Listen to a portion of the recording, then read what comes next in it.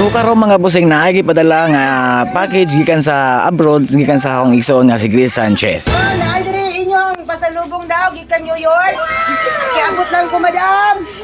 Kilista lang ko kanina. So mao na to na tagipadala nga package ug naulaw pa ang naghawid. Atay oy, ipita ni ba. So mao ni siya ang ilahang gipadala gikan sa abroad nga kang Grace Sanchez ug iya nang ibubo ang iyahang 5 kasako o 1 kasako di ay nga package. Samtang gi-open niya ang gipadala nakita niya ang chocolate ug naay mga bag ug uban pang mga sanina nga naa sa sulod.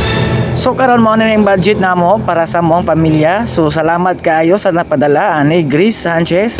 So karon mo na yung tanan ang gipadala niya sa amoa. So daghan po kayo mga chocolate, biscuit o uban pang mga sinina o Colgate o bag. So daghang salamat Grace Sanchez sa imong gipadala. Busog na busog ang mga mata ni sa mga bata na nawara. Asang dako ang isiha. Aray ko. Thank you.